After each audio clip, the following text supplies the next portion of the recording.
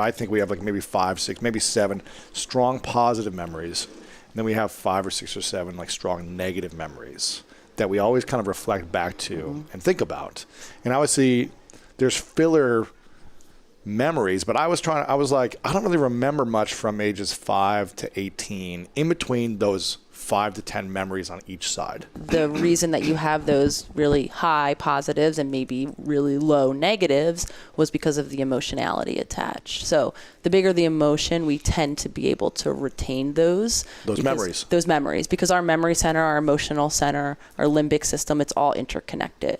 And a lot of the reasons why we encode and then can retrieve, essentially put the memory in and access it later is because of the emotionality. So how strong it was. How strong it was. So what were the memories you had and the experiences you had that created the limiting beliefs? Right. So the scarcity. It's interesting you say this, because then there's another category, and this is where I fall, and I actually diagnosed myself with a memory impairment for quite some years. Memory impairment? Impairment, like based on the fact that I had no memories.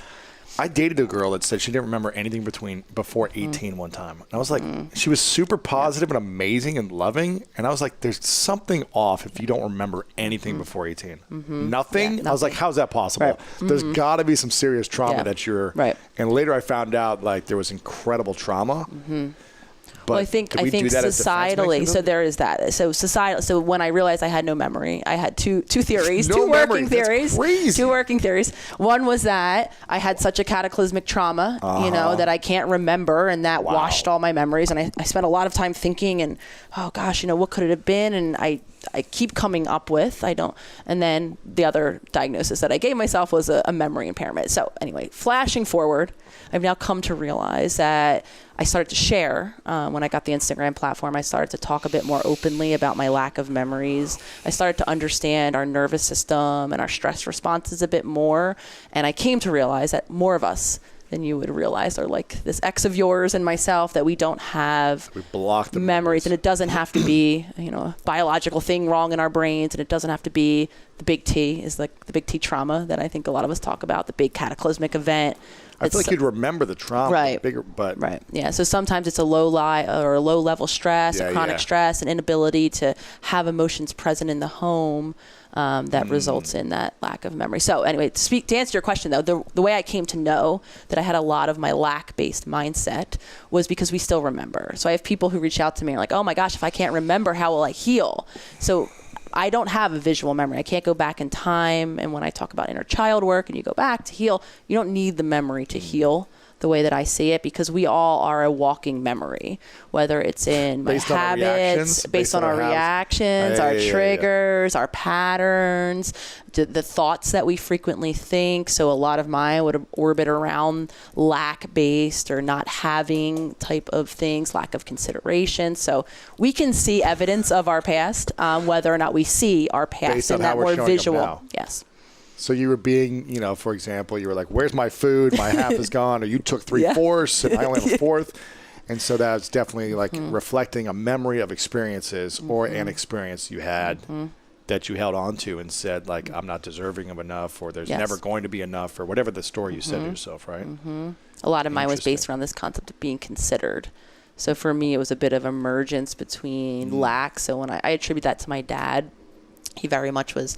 My parents are much older. When they had me, my mom was 42 and my dad was 45. How old are you now? So, and I will be 37 in September. Oh, nice. So same age. So yeah. So my dad very much had a lot of the depression era-based thinking. I mean, my garage looks like a fallout shelter with literally twine wrapped up, because enough twine put together, you have a rope. I mean, that kind of. So very direct ways and indirect ways, I'm sure, my dad's messaging about money and holding and keeping, and then the consideration piece gets wrapped up in there for me. You weren't being taken, you weren't being not considered. Being considered. You weren't being seen or weren't being thought about. And that comes to my mother, who was very much emotionally completely vacant, absent, and so not feeling seen, heard, understood. So for me, when items would go missing, like my brownie that I really wanted, it became not only do I not have enough for me, but the meaning that I assigned was I'm not considered.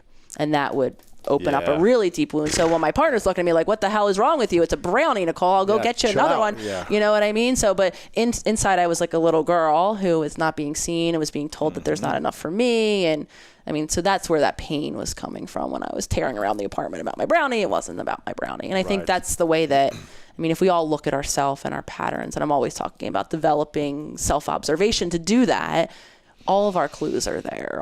Our past is present with us. And that's why we're stuck. And that's why we can't, the way I see it at least, that's why a lot of us struggle to move forward. And that's why I hear the word stuck probably more often than I hear any word spoken.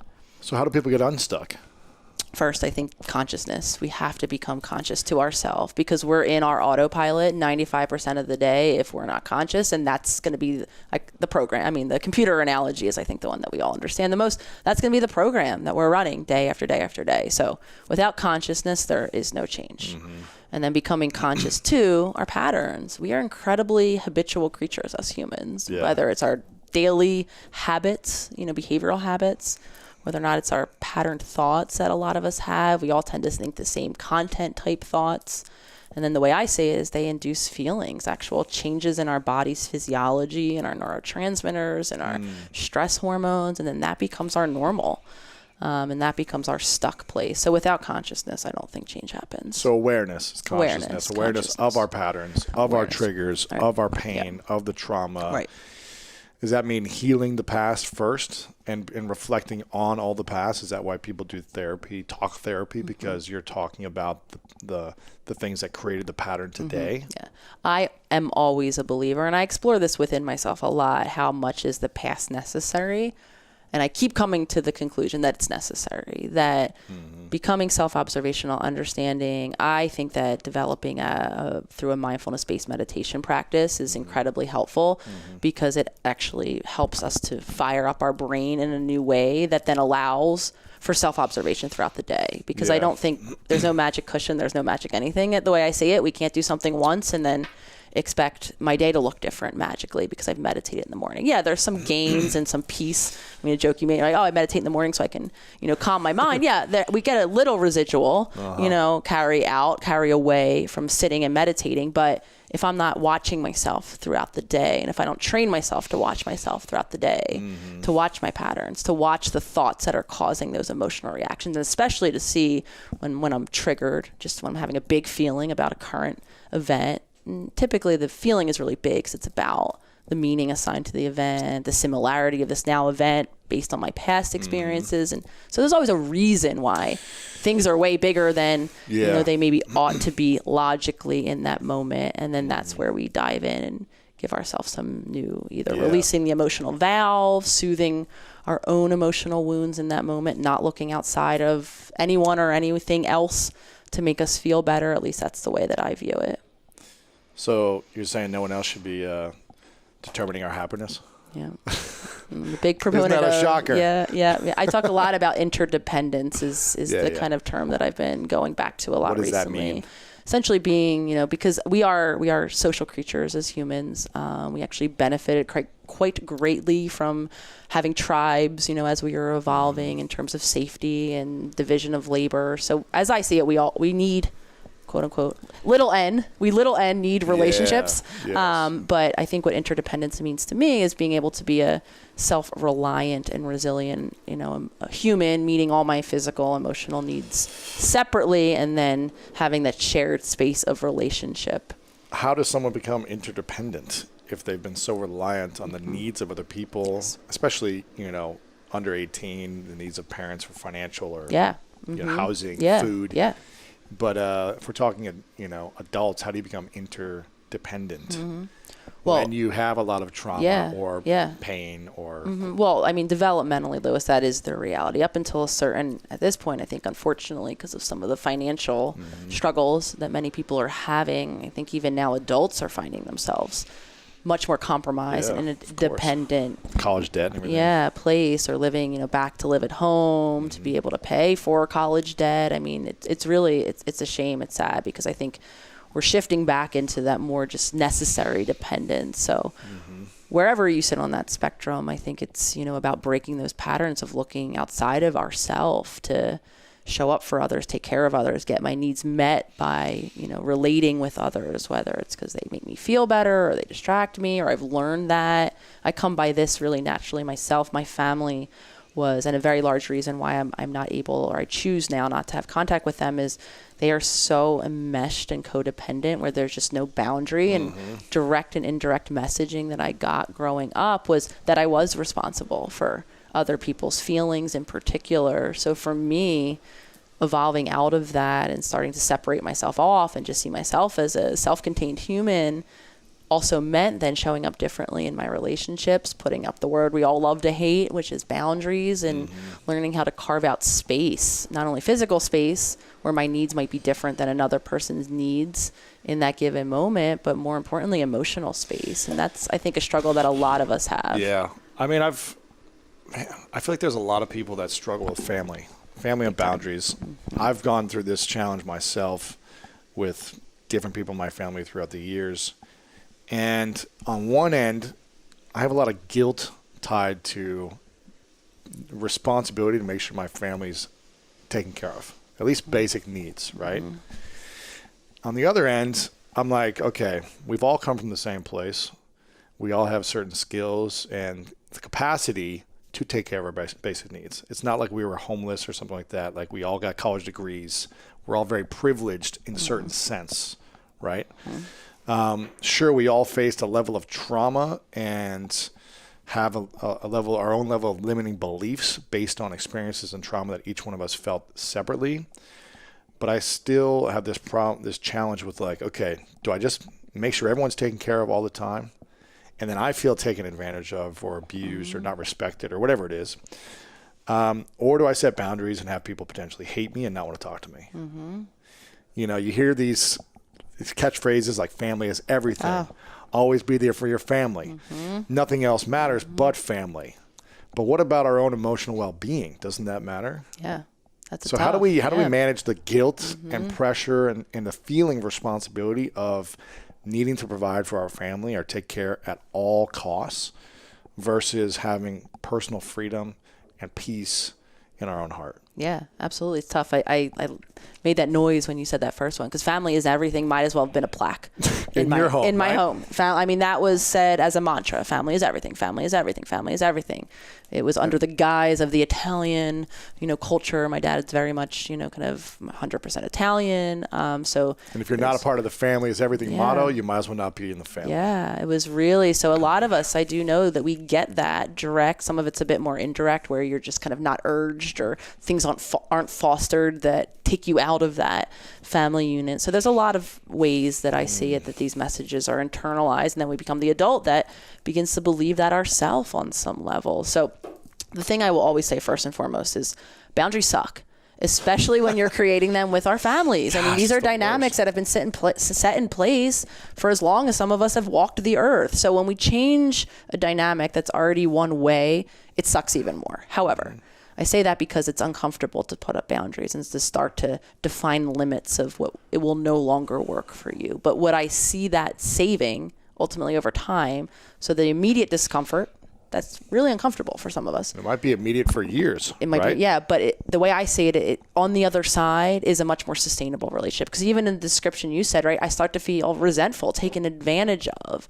And the problem there is I then look to these people who are taking advantage of me or not respecting me or not giving me something back. And I get mad at them. And then the relationship suffers. But unfortunately, I have to look at me and the role that I played in continuing to show up in a situation that wasn't working for me. Wow. I've learned a lot in the last few years about setting boundaries. Like, I used to really care about everyone's opinion about me. Like, really, and want to try to, like, win them over. If, like, one negative review, like, how can I win this person over? Even though there's thousands of positive comments or whatever on something. And I was just like, I'm not going to be able to change someone's mind necessarily. And me putting energy on one person to try to make them like me more is a waste of time. I think we've got to continue to just reflect on, like, okay, this person's not resonating with me. Is there something I can do to improve, to move forward? But if not, I'm not going to put my energy on trying to save one person's opinion about me, right? So yeah, I like this. So setting boundaries, define the boundary, creating like a calm communicational request with the boundary and then staying your word and following through on the boundary. Otherwise, they'll never be met. Yeah. So how do you feel a year later not talking to your family now? It's been a year. I mean, coming to the decision to not talk to them was complicated. It was really difficult. And that's why I speak very openly and honestly about it too. Because I think I'm very surprised when I get messages of other people that have certain amounts of distance between their family, complete no contact. And I was not aware that there were so many other people that, had to put or had chosen to put distance in, because I did not come by that decision.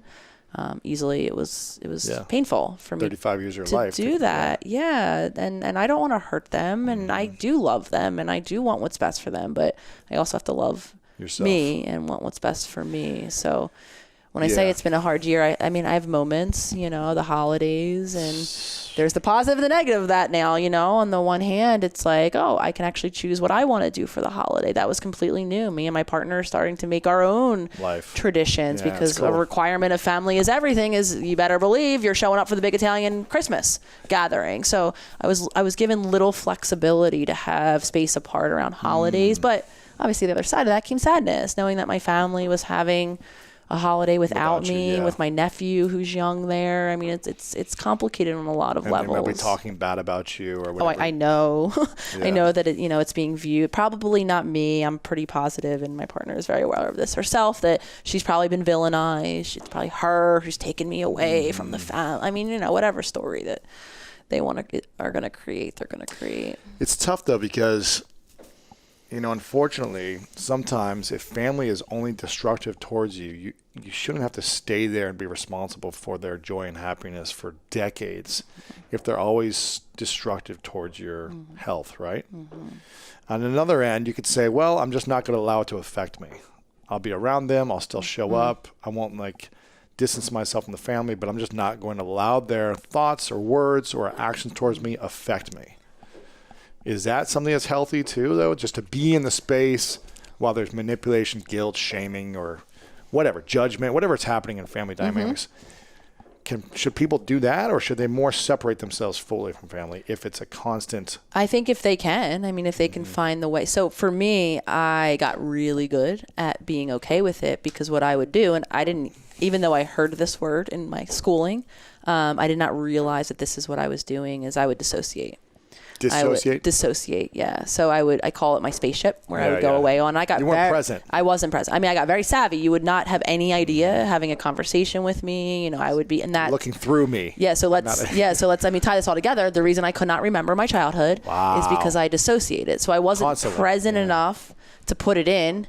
So there's nothing there to re-access. So that's just to tie that all in. You were physically present, I was but that was out of, because of the emotional overwhelm of the family, the anxiety, and no one modeling or helping me to navigate those feelings as we do as children. I will always say this, as children, I believe we come to this planet, however you think we get here, as adaptive, intuitive creatures. Yeah, of course. We all have a guidance system, and we all are incredibly flexible and adaptive. So I adapted. I dealt with my own emotions my own way, which was I dissociated. So some people, though, in adulthood can find the way to show up with their families. I talk a lot about depersonalizing, simply meaning not owning it. Even if they say something negative to you, if you can see that as more of a reflection of them, you can maybe come and go and leave that interaction and be okay enough. You know what to expect. You're not expecting them to change. Yeah. You arrive. You deal with it. Laugh at the situation. You can I think humor is incredible, and then you leave. I did not find myself able, though, for that. I did not want to use my old habit of dissociation, and then, like I said, because of just the living structure and just the in-depth and ingrainedness of their dynamics, it was much harder for me to find that okay space. I don't know, honestly, what the future brings. I'm doing and I'm using, and so part of what would happen, I would go back to visit, and then my partner would notice this as well, and I would then become almost regressed. I'd become reactive. So I was trying to heal, but I would only get so far, and then I'd be pulled right back down. Or the next health crisis, I'd be pulled right back in. So my healing was limited. So this year has been incredible for me to be able to actually gain some more full traction to do my own inner healing, so that I don't know if a future comes and I can have some version of contact with them. I'm not sure. But I know that I have to be in a different place if I am going to be that person who can come home, let them be them, and leave that home intact. Well, I'm curious. I feel like a lot of people have challenges, right? Whether it be family or limiting beliefs, scarcity, relationships, health, whatever it may be. And a lot of people do talk therapy. But why does it seem like most traditional talk therapy doesn't work and people keep going? Yeah. And how can it work better for them? What do they need to do so that it starts to see benefits and results? Yeah.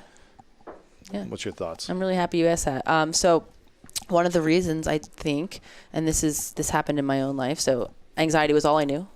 I went to multiple years of talk therapy myself. I was actually in what is called a psychoanalytic training program. So think Freud, the couch, clocking. I mean, these are people that go into treatment each day of the week, 5 days a week for an hour. So I was training in that modality.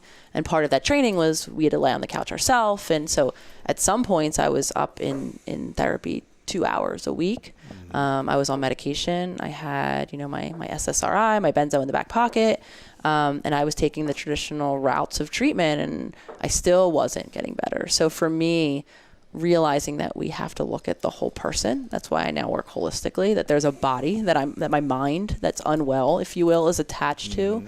So for me, it was exploring the nutritional, the sleep, all of the lifestyle based stuff, because I was so physiologically out of balance that I wasn't able to, a lot of my symptoms really of anxiety, even sometimes even of depression, or what we think of as depression, are the result of those physiological imbalances. Yeah, lack of sleep, anxiety constantly. Yeah, big time. Food, stress, gut damage. I mean, we now know that the gut is incredibly important in our health. It's not only where nutrients are absorbed, that damage to the gut results in chronic inflammation that can be really, really problematic, in terms of our mental wellness. So for me, without that, I was just contributing and exacerbating my anxiety. So no amount of talking in a room, the way I see it, or even medication, because we also now know that the medication that we thought all the neurotransmitters were in our brain, like I said, are in our gut. So we're doing talk therapy, then having a gallon of ice cream and pizza afterwards. Right. It's probably not going to help us because we're going to go up, down, up, down, up, down constantly. Yeah. So, and I can assure you, I've yet to find a program or meet a clinician, and I now have a